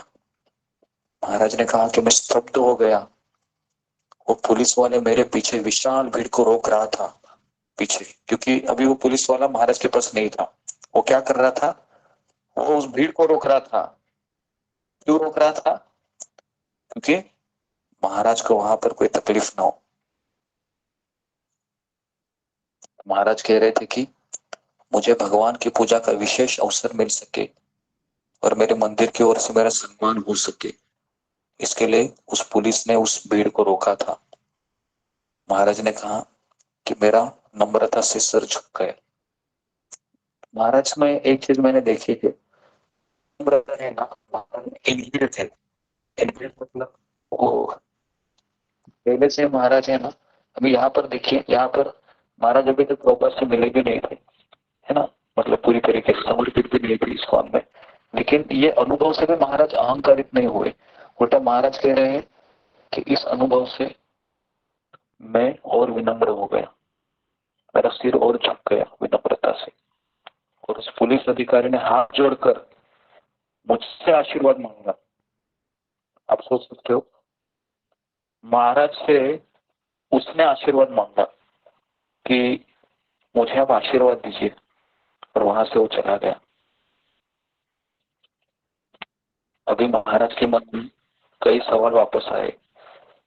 क्या उस छद्म वेश में देखकर मुझे उस अधिकारी ने मुझे नहीं पहचाना क्या? या उसे पता था कि मैं कौन हूं, और शायद वो मुझे दूसरी बार आते हुए देखकर क्या उसने मेरे दृढ़ निश्चय का आदर तो नहीं किया? महाराज कह रहे थे कि ये मैं कभी नहीं कर सकता, क्योंकि वो व्यक्ति चला गया। लेकिन महाराज कह रहे थे जो कुछ भी कारण था, मुझे अत्यंत दीनता का अनुभव हो रहा था। और यही चीज हमको भक्ति में चाहिए। इतने सारे प्रवचन सुनकर, इतने सारे मालाएं करने के पश्चात, इतनी सारी यात्रा करने के पश्चात अगर मुझ में ये गुण नहीं आता है, दीनता, तो फिर क्या मैंने पाया? क्या मैंने पाया? फिर बस वहीं पर मैं केवल, मेरे 2 पैर चल रहे थे, मेरे 2 हाथ घूम रहे थे, मेरा मुंह घूम रहा था। तो दीनता आनी बहुत जरूरी है। हे कृष्ण करुणा सिंधु दीन बंधु, एक शब्द आता है दीन बंधु, मतलब कौन? दीन है, जो दुखी है ना। दीनता, दीनता मतलब मैं कृष्ण आपके ऊपर आश्रित हूं, इसलिए दीनता है ना। आपके सिवा मेरा कोई नहीं है, दीनता। आप ही मेरे परम पूज्य ईश प्राणनाथ है, दीनता। आपके सिवा मेरा कोई उद्धार नहीं कर सकता, ये दीनता। महाराज कह रहे थे कि मुझे दीनता का अनुभव हो रहा था। मैंने मानव निर्मित कानून का उल्लंघन किया था वहां पर, क्योंकि वहां पर एक नियम था, अमेरिकन लोगों को, फॉरेनर लोगों को अलाउड नहीं है। महाराज कह रहे कि मैंने उसका उल्लंघन किया, मैंने उस रूल को तोड़ा था, मुझे दंड मिलना चाहिए था। लेकिन महाराज ने कहा कि भगवान बड़े दयालु है। अब समझ में आ रहा है? अभी महाराज की जगह कोई दूसरे होता था ना, तो पता है क्या बोलता था? कैसे मैंने चमका दिया, पता है क्या? कैसे मैं गया, है ना, किसी को पता नहीं चला, है ना। और पता है कि उसने मुझे हाथ पकड़कर सामने खड़ा भी किया, लेकिन फिर भी शिव जी को भी पता था ना मैं कितना अच्छा भक्त हूँ, शिव जी ने मुझे पहचान लिया।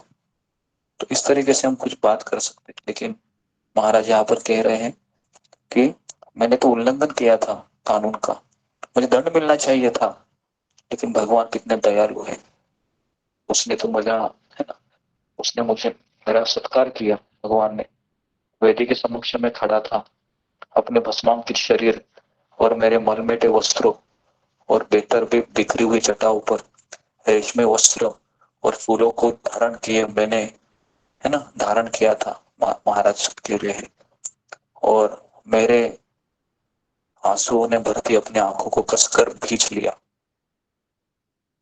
महाराज कह रहे थे कि मेरे आंखों से पानी आ गए, मेरे नयन से आंसू बहने लगे। और महाराज कह रहे कि भींच लिया मतलब कभी कभी ना पानी है ना यहाँ तक ही आता है आंखों से, और जब हम उसको मिटते हैं ऐसे, तो है वो इस काल से नीचे जाता है, अगर आपने देखा होगा तो, है ना। कभी कभी आप पानी यहाँ तक ही रुक जाता है, नीचे नहीं आता है, लेकिन जैसे ही आप उसको मिटते हैं तुरंत पानी ऐसे नीचे आता है। तो महाराज कह रहे कि ईश्वर के चरणों में मैंने अपने सच्चे मार्गदर्शन के लिए करबद्ध प्रार्थना करने लगा। ये महाराज इतना क्यों कर रहे थे? एक मार्गदर्शक चाहिए था, सारे उसी के लिए हो रहा था। महाराज ने वहां पर ईश्वर के चरणों में एक ही प्रार्थना किया कि मुझे कोई सच्चा मार्गदर्शन दिला दो शिव जी से, है ना। और महाराज शिव जी ने प्रार्थना सुन ली, और शिव जी ने किनको मिलाया? परम पूज्य राधानाथ महाराज को शिल प्रभुपाद से मिला। महाराज कह रहे कि मैं पुनः नदी पर तट पर गया, उस ठंडी जमीन पर बैठ गया। अब अमावस की रात थी वो, महाराज कह रहे थे, काले आकाश में तारे टिमटिमा रहे थे, हवा के एक झोंके ने पूरे जंगल में चमेली की खुशबू बिखरा दी। नीरवता के भंग करते हुए एक उल्लू की कूच सुनाई पड़ी। नीचे बहती नदी की लहरों को निहारते हुए मैंने विचार करने लगा कि नीति की लहरें अब मुझे आगे कहाँ लेकर जाएगी, कैसे मैं इस जीवन में प्रविष्ट हो गया जो प्रारंभिक जीवन में इतना अपरिचित था। तो महाराज सोच रहे थे कि नीति की लहरें, नीति मतलब कि अभी आगे क्या होने वाला है कुछ पता नहीं है मुझे, बस मैं चलता जा रहा हूँ। अभी जो लहरें हैं, अगर आपने देखा होगा तो यहाँ पर जगन्नाथपुरी में जैसे हम स्टेशन से आ रहे थे तो बीच के रास्ते से आ रहे थे, तो रिक्शा में बैठे थे तो काफी सारे लहरें, है ना, समुद्र के किनारे के ऊपर उमड़ रहे थे। और यहाँ पर भी अभी लहरों का ही महाराज ने उपमा दी है। तो लहरों का एक गुण होता है के लिए लहरें अपने साथ कुछ वस्तुएं भी लेकर आती है, बीच समुद्र में होती।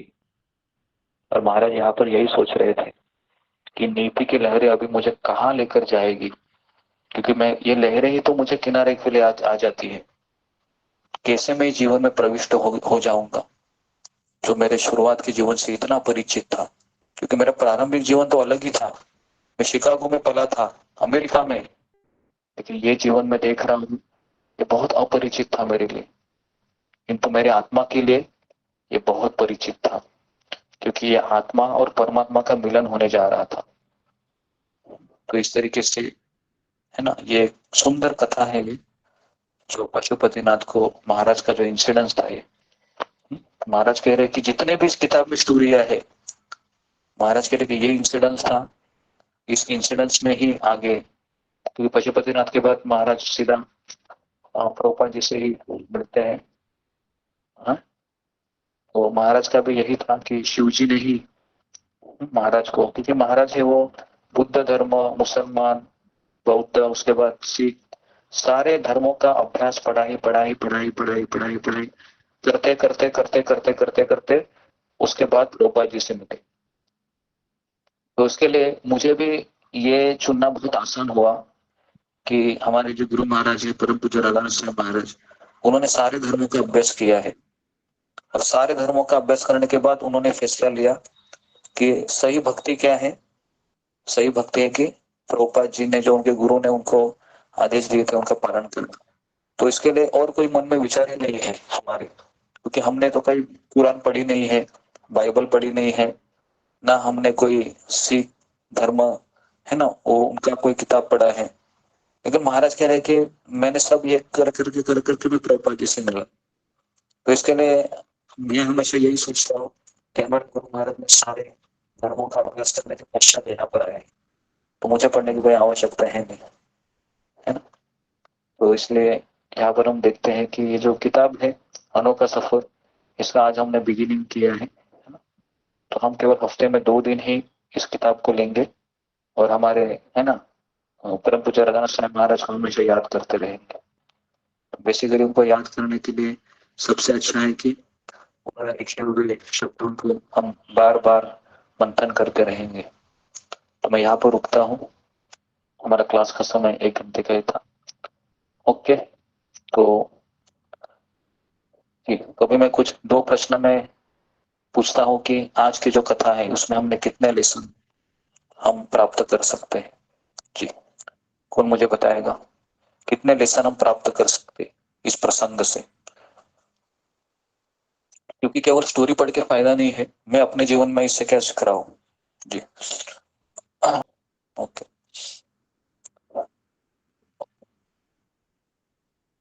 जी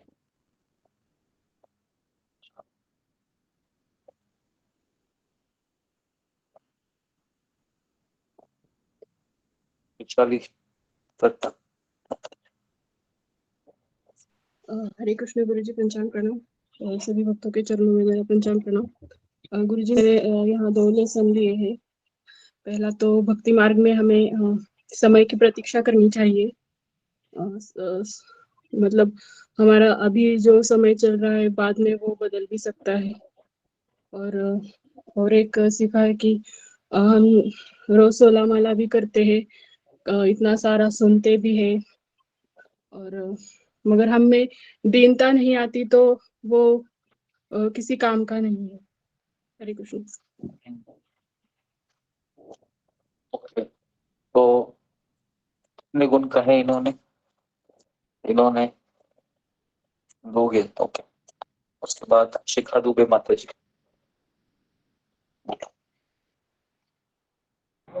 हरे कृष्णा गुरु जी, पंचांग प्रणाम। सबसे पहले तो हमें हिम्मत से आनी चाहिए, किसी हिम्मत से डरना नहीं चाहिए, और अपने आप को मजबूत बना के अपने राह पे चलना चाहिए। जैसे राधानाथ स्वामी दृढ़ निश्चय नहीं अपने वैसे हमें भी रहना चाहिए। हरे कृष्ण। जैसे बहुत आवाज आ रहा है, लेकिन मुझे एक चीज सुनाई दी कि डरना नहीं चाहिए, बढ़ते रहना चाहिए आगे। ये मुझे सुनाई दिया। ओके, नेक्स्ट है सुधा गुप्ता माता जी।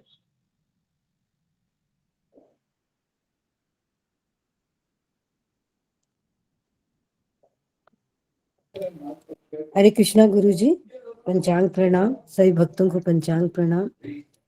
मैंने इस प्रसंग से यही सीखा कि हमें अपने जिस भी हमारा गंतव्य है, जो भी हमारी मंजिल है, उस पे दृढ़ निश्चय रहना चाहिए। दृढ़ निश्चय से उसको प्राप्त करने के लिए संघर्षों का सामना करना चाहिए और आगे बढ़ते रहना चाहिए। हरे कृष्णा गुरु जी। तो सबसे पहले था समय की प्रतीक्षा, इन्होंने क्या पूछा इन्हें। दूसरा कहा कि दीनता आनी जरूरी है। तीसरा इन्होंने शिखा दुबे माता जी ने कहा कि डरना नहीं चाहिए, है ना।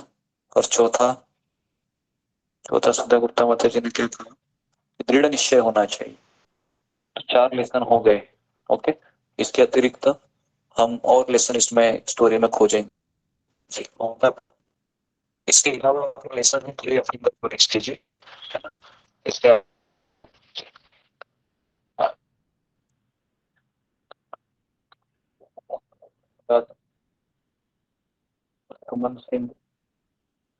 हरे कृष्ण।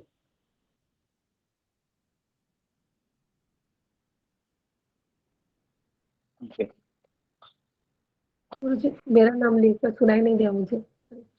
हाँ, सुनाई नहीं दिया, बोलो ममता पर। हाँ, सुनाई दिया जी। जी गुरु जी, पहला तो मेन है महाराज जी में बहुत दृढ़ता है, जो हम में तो नहीं है वो दृढ़ता। तो हमें भी वो दृढ़ता पहला इकट्ठा करना पड़ेगा। उनको भीड़ में उतना डर भी लग रहा था, फिर भी उन्हें आगे जा रहा था। मन में डर था, फिर भी आगे जा रहा था, वो एक उनमें दृढ़ता था। और जो दूसरा है हमारे मन के जो स्वभाव है अपने बताए, वो स्वभाव जो है हमारे मन में, वो मन हमारा गलत रास्ते में ही हमें लेके जाते हैं। कभी भी नेगेटिव सोचता है, लेकिन मन हमारे कभी पॉजिटिव नहीं सोचते। तो हमें नेगेटिव को दूर में रख के हमें पॉजिटिव के तरफ मन को हमारे लेके जाना है। मन हमें नहीं चलाना चाहिए, मन को हमें चलाना चाहिए, ऐसा करना चाहिए। नहीं तो हमें मन हमें ही चलाते हैं, ऐसा लगता है हमें नेगेटिव रास्ते में लेके जाके। और दूसरा जो है हमें बुद्धि से काम लेना चाहिए। अपने बोले कि बुद्धि का हमें सुनना चाहिए, मन का नहीं सुनना चाहिए। और दीनता जो है अपने वो बताया कि दीनता तो होना ही चाहिए। जैसे हमें कृष्ण के ऊपर आश्रित रहना चाहिए, उनके ऊपर दृढ़ विश्वास रखना चाहिए कि चाहे कुछ भी कुछ भी कैसी भी परिस्थिति हो, परिस्थिति हमें समय के ऊपर छोड़ देना चाहिए। चाहे बाद में क्या हो ना हो वो देखा जाएगा, ये सोच के हमें छोड़ना चाहिए परिस्थिति को। हमें अगर सामने से हम परिस्थिति में डरते हैं तो हमें लाभ तो नहीं मिलेगा, कुछ उल्टा नुकसान ही होता है। तो हमें परिस्थिति के ऊपर समय को छोड़ना है, ऐसा है आपने बताया। ये मुझे 4-5 चीज अच्छा लगा, मैंने वो लिखा है। धन्यवाद। हरे कृष्ण। ओके, तो समय की प्रतीक्षा, दृढ़ निश्चय, मन का नहीं सुनना है, जल्दी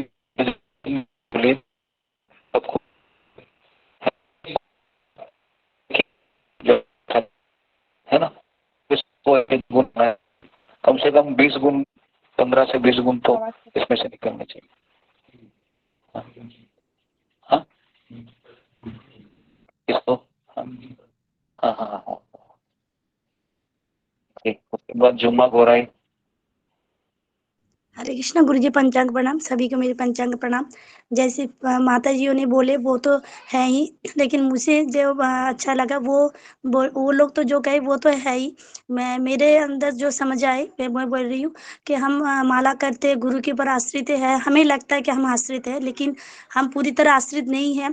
फिर भी हम लगता है कि हम इतने कर रहे हैं, भगवान नहीं सुन रहे, लेकिन हमें सब कुछ समय के ऊपर छोड़ना है। हमें व्याकुल नहीं होना है। समय की देर है, वो सब कुछ ठीक कर देंगे। हमें अच्छी धैर्य रखना है। जैसे महाराज ने रखे कि हम मंदिर में प्रवेश नहीं कर पाते, लेकिन समय के ऊपर छोड़ने महाराज मंदिर में प्रवेश किए, भगवान को उनके दर्शन हो गए। तो हमें समय के ऊपर सब कुछ छोड़ना है, हमें व्याकुल नहीं होना है। ओके, ठीक है, हरे कृष्ण। समय के ऊपर छोड़ना चाहिए, तो ये हो गया। ओके, इसके अलावा मीना कुमारी। हरे कृष्णा गुरुदेव। पंचांग प्रणाम गुरुदेव। गुरुदेव, इसमें मुझे ये समझ में आया, पहली बार जब मैंने ये वृत्तांत जो है ऐसे ही किस्तों में सुना था, जैसे मैं बाद में ज्वाइन हुई थी, तो उस समय तो एक सांसारिक कहानी जैसे जो है। हरे कृष्णा, आ रहा है आवाज? हाँ, एक गुण हरे माता जी कृष्णा बोलिए केवल, है ना? हाँ, हरे कृष्ण, एक गुण बोलिए जो इस स्टोरी में आपने सुना है, जो एक गुण जो अभी तक रिपीट नहीं हुआ है जी। अच्छा अच्छा, इसमें गुरुदेव एक गुण ये है कि विनम्रता, सहनशीलता। गुरुदेव एक गुण तो बोल ही नहीं पाएंगे, इतने सारे गुण प्रकट हो रहे हैं। नहीं, हाँ, वो एक बात गुण बराबर है, लेकिन हम सबको अवसर दे रहे हैं, तो मैं चाहता हूँ कि एक गुण आप कंट्रीब्यूट कीजिए, ताकि और आपको ये भी बताना है कि वो प्रसंग आपको कहाँ पर दिखाई दिया। जैसे अगर आप कहते हैं विनम्रता इसमें दिखाई दे रही है, तो तुमको कहाँ दिखाई दे रही है महाराज के इस इंसिडेंस में विनम्रता? गुरुदेव, मुझे ये समझ में आया इसमें, मैं गुण का नाम या बता पाऊंगी नहीं, लेकिन जब वो एक नई चीज, अनोखी चीज देखते हैं, वो राख को मलते हुए, तो उन्हें मतलब घिन नहीं आती उससे। उन्हें ये लगता है कि कुछ तो यहाँ मतलब कुछ, उन्होंने सारी चीजों को आध्यात्म से जुड़ा है गुरुदेव। कोई भी यहाँ पे सांसारिक नहीं है, मुझे यही समझ में आया गुरुदेव, क्षमा ठीक है, करिएगा। Okay okay okay. तो आध्यात्मिक से जुड़ना है, तो आध्यात्मिक से जुड़ना इससे अच्छा है कि इसको हम ये कर सकते हैं कि महाराज के मन में तीव्र उत्कंठा थी, है ना? तीव्र उत्कंठा, एक लालसा थी, करना ही है। जी। तो ये गुण यहाँ पर एक दिखाई दे रहा है। तीव्र उत्कंठा है, वही व्यक्ति ये सब कर सकता है। अपने शरीर को राख से मल सकता है, या आपके चरण धूलि से, हाँ, जैसे हमने धूलि में वहां पर लोटपोट किया था, वो कौन कर सकता है? जिसके मन में लालसा है कि मैं धाम में आई हूँ, मैं धाम में आया हूँ, और यहाँ पर इतने वैष्णवों ने इस धूलि के ऊपर पैर रखे हैं, तो मेरा कितना सौभाग्य है कि मैं इस धूलि को अपने माथे पे लगा दूं, ये सोचकर कि मुझे कृपा मिलेगी। इसको कहते हैं तीव्र लालसा, तीव्र उत्कंठा। तो ये महाराज के इसमें दिखाई दी। Okay, next Shalini Gupta. हरे कृष्ण गुरु जी, पंचांग प्रणाम। ये सबसे हमें इन सब गुणों के साथ साथ में एक चीज देखी कि महाराज जी को दर्शन होने के बाद वो जो उन्होंने रूल तोड़ा था उसके लिए वो पछता रहे थे। यानी नॉर्मली होता है कि लोग उस चीज को लेके करते हैं, प्राउड फील करते हैं कि हाँ मैंने ऐसा कर दिखाया, लेकिन वहां पे वो पछता रहे थे और शिव जी के प्रति कृतज्ञ भी हो रहे थे। और वही सोचकर उनकी आंखों में आंसू आ गए थे कि अपने आप को वह दीन महसूस कर रहे थे। ये गुण मुझे बहुत अच्छा लगा गुरु जी। हरे कृष्ण। ओके, तो दीनता है, और महाराज को एक ये भी था कि मैंने एक शिष्टाचार का पालन नहीं किया, फिर भी मुझे सम्मान मिला, है ना? तो ये एक दीनता का भाव था परम पूज्य राधानाथ महाराज के। उसके बाद सीमा शर्मा। गुरुजी, मुझे दृढ़ संकल्प उनका बहुत अच्छा लगा, और दूसरे नंबर का अभी आपने बताया कि तीव्र उत्कंठा, महाराज जी के अंदर जो तीव्र उत्कंठा थी और भोले बाबा के प्रति जो इतने कृतज्ञ थे, वो उन्होंने उनको भक्ति में आगे बढ़ाया।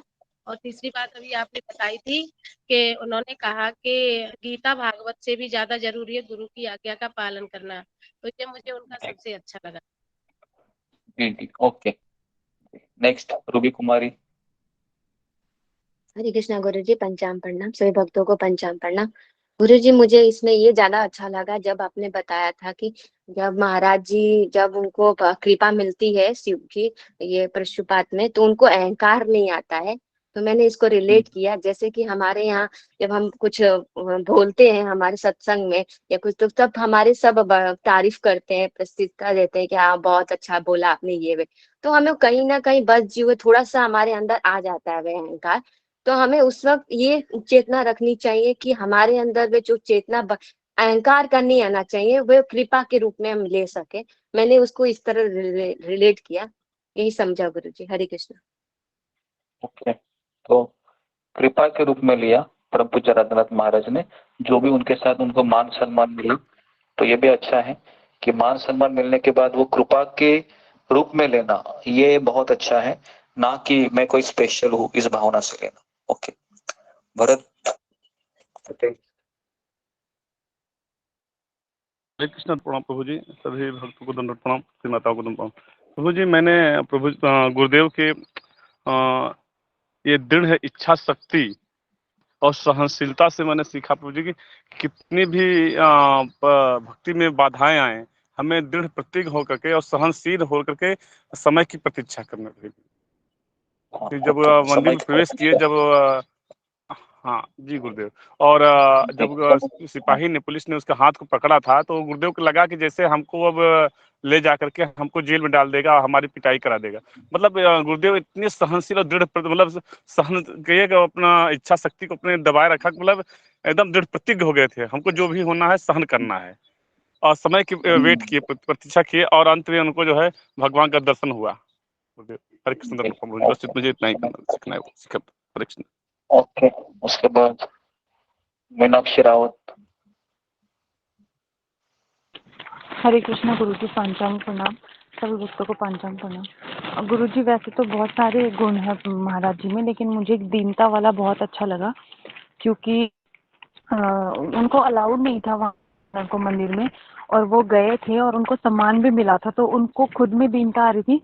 तो वो मुझे बहुत लगा, क्योंकि हमारे जीवन में भी हम भक्ति में गिरते हैं, और मतलब 16 माला से कभी 8 माला पे आते हैं, या कभी कम हो जाते हैं। बहुत सारी चीजें होती है जो हम नहीं कर पाते प्रॉपर, लेकिन उसको हम मतलब हम भी वैसे ही ले सकते हैं उनकी तरह। हमें ये नहीं सोचना चाहिए कि हमारे घर में तो प्रॉब्लम है इसलिए मैं नहीं कर पा रही हूँ, अदरवाइज मैं कर लेती। इसको ऐसे न सोच के, बल्कि हमें यही सोचना चाहिए कि भगवान जी और गुरु महाराज कितने कृपालु हैं कि मैं कुछ कर भी नहीं रही हूँ, तब भी मुझे मतलब भक्तों के संग से जोड़ा हुआ है, मुझे इतनी कृपा फिर भी मिल रही है। तो मुझे ये दीनता उनमें बहुत अच्छी लगी, और फिर इससे हमें वो मतलब हम खुद को दीन सोचेंगे, और गुरु के प्रति आसक्त होंगे, भगवान के प्रति और ज्यादा प्रेम बढ़ेगा, क्योंकि हम उनको कृपालु, इतना अधिक कृपालु मानेंगे कि कोई योग्यता न होने के बाद भी वो इतनी कृपा हमें कर रहे हैं। यही शिक्षा गुरु जी। हरे कृष्ण। ओके, सरस्वती पंडित।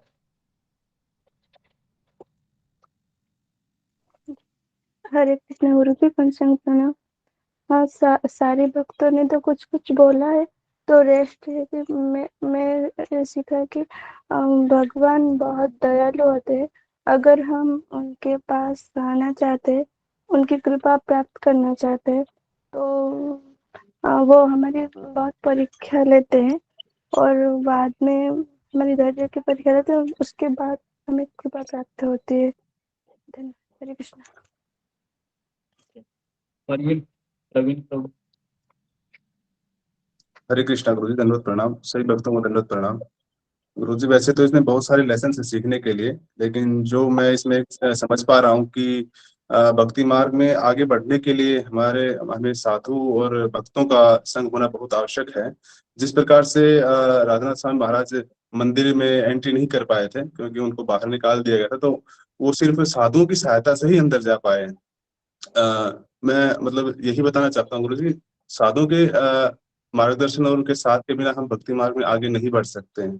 हरे कृष्ण गुरुजी, धन्यवाद प्रणाम। ओके, मार्गदर्शन के बिना। ओके, गिफ्टी सचदेवा। हरे कृष्ण गुरु जी, इसमें जैसे आपने अभी पहले बताया था कि पूर्ण लालसा, तो उसपे हम ये गुण भी ले सकते हैं कि वो सुपरस्टिशियस नहीं थे, कि आगे सामने एक चिता की राख पड़ी हुई थी, हम जैसे होते तो उसको अपने शरीर पे मलने के लिए 10 बार क्या सोच ही नहीं सकते थे उस चीज को मलने के लिए, बट उन्होंने वो फिर भी अपने ऊपर मला, और एक उस चीज को भी हम काउंट कर सकते हैं कि वो बिल्कुल भी सुपरस्टिशियस नहीं थे इस चीज को लेके। क्योंकि अब हम भी जैसे भक्ति करते हैं तो कई चीजें हम करते हैं, तिलक लगाना और ये सब, हमारे घर वाले इस चीज में भी वहम करने लग जाते हैं कि ये कहाँ का तिलक लगाती है, ये क्या क्या कर रही है, क्या क्या मंत्र बोल रही है। तो घर वाले भी इस चीज को लेके बहुत सुपरस्टिशियस हो जाते हैं, तो वो चीज उनमें थी कि वो नहीं थे सुपरस्टिशियस। हरे कृष्ण गुरु जी, पंचम प्रणाम। ओके, कृष्ण मोहन। धन्यवाद प्रणाम गुरु जी। जो भक्तों ने बता दिया बाकी तो है ही। मुझे ऐसा लगा गुरु जी कि जो उनका जो विचार था वो आदर्श विचार था, जिस मोटिव से वो वहां गए थे, जिस मार्ग की तलाश में, तो उनको ये किन प्रकार अपने प्रयास में उन्होंने पहली बार में वो विफल हो गए, फिर से उन्होंने प्रयास किया। तो मेरा एक यहाँ मुझे ये शिक्षा मिली कि हमें अपना 100% अपने प्रयास को करना चाहिए, जो हमारे ऊपर है, बाकी भगवान के ऊपर छोड़ देना चाहिए।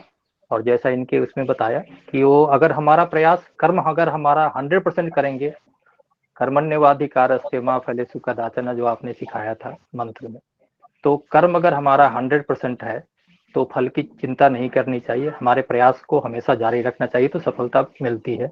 और जो वही हुआ कि वो जो वहाँ का जो सिक्योरिटी इंचार्ज था, जो इसने पहले बाहर निकाल दिया था, वही बाह पकड़ के उनको उनके पास ले गए, यानी उनको कृपा। अशोक चावला प्रभु आखिरी। राम गुरु जी, जब गुरु जी को पशुपतिनाथ महाराज की कृपा प्राप्त हुई तब इतने विनम्र हो गए वो, उन्हें पता लगा, तब उन्हें महसूस हुआ कि मैंने मानवीय नियम का उल्लंघन किया है, वो पछतावा हुआ उसके लिए। तो जैसे जैसे कृपा प्राप्त होती है आदमी को, तो उनमें अहंकार भी आया, अहंकार न्यून हो गया, कम हो गया अब बिल्कुल। और जैसे जैसे जैसे फल लगता है ना एक पेड़ पे, तो पेड़ झुक जाता है, जितने पेड़ पर फल लगेगा उतना झुकेगा पेड़, उसपे अहंकार नहीं आएगा। तो अहंकार का उनमें कोई चिन्ह नहीं निकला। जी जी, ओके, धन्यवाद धन्यवाद। प्रतिभा कुमारी। हरे कृष्ण गुरुजी, पंचांग प्रणाम।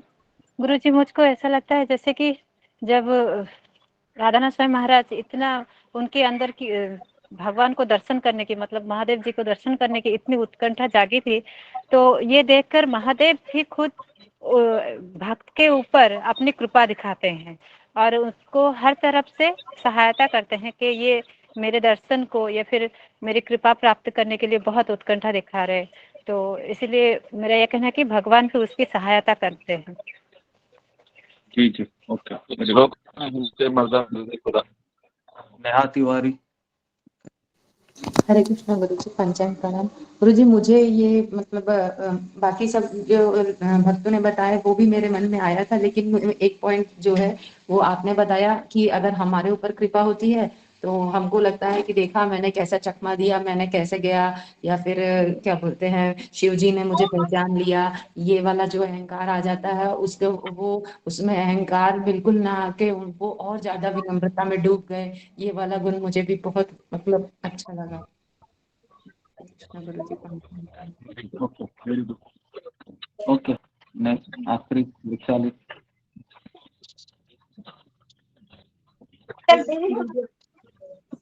मेरा नाम लिया क्या आपने? हमारा नाम, ठीक है, ओके, हो गया। तो मैं यहाँ पर रुकता हूँ। गुरुजी, मैं एक पॉइंट यहाँ बताना चाहती हूँ। जिस तरह से गुरु महाराज जी का एक ही मकसद था कि उन्हें भगवान के बारे में, वो भगवान को ढूंढ रहे थे, मार्गदर्शक को ढूंढ रहे थे, इतना सब कुछ वो इसीलिए सहन कर रहे थे और उतना सब कुछ, ये सब कुछ हमें आसानी से मिला है, ये मुझे लगा। हाँ, ये अच्छा पॉइंट बताया कि हमको सब आसानी से मिला है। तो हमें ये सोचना चाहिए कि परम पूज्य राधानाथ महाराज को ये चीज मिलने के लिए काफी संघर्ष करना पड़ा, और इसीलिए जब कोई भी चीज संघर्ष के बाद मिल तो उसका हमको बहुत महत्व रहता है। तो इसलिए भगवान से प्रार्थना चाहिए कि जो चीज मुझे भक्ति में आसानी से मिल रही है उसको मैं बहुत इस तरीके से ले लूं कि एक भिखारी के झोली में भगवान ने बिना कुछ किए एक डायमंड को डाल दिया है। तो अभी मेरा काम है इस डायमंड को संभालते हुए रखना है। तो इस तरीके से हमको हर रोज इस भक्ति रूपी डायमंड को, है ना, एक भिखारी की, हम सब लोग भिखारी हैं, हमारी कोई योग्यता नहीं है, कलयुग के हम जीव है, बद्ध जीव, लेकिन चैतन्य महाप्रभु की, शिल प्रभुपाद की असीम कृपा से हमें ये भक्ति रत्न मिला है। तो हमें उसको बहुत संभाल के रखना है। ठीक है, तो मैं यहाँ पर रुकता हूँ। तो आज भगवत गीता का क्लास होगा, अच्छे से खत्म हुआ है। ठीक है, हरे कृष्णा कृष्णा हरे हरे, हरे राम हरे कृष्ण कृष्ण कृष्ण हरे हरे, हरे राम राम राम हरे। हरे कृष्ण गुरु जी, प्रणाम गुरु जी। हरे कृष्ण भक्तों को पंचांग प्रणाम। हरे कृष्ण गुरु जी, पंचांग प्रणाम। हरे कृष्ण गुरु जी, पंचांग प्रणाम। हरे कृष्ण पंचांग प्रणाम। माता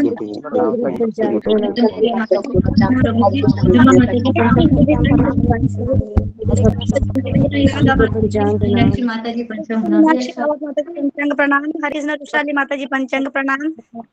हरे कृष्ण सभी भक्तों को पंचांग प्रणाम। हरे कृष्ण जुमा माता जी। रागिनी ममा माता जी। हरे कृष्ण। हरे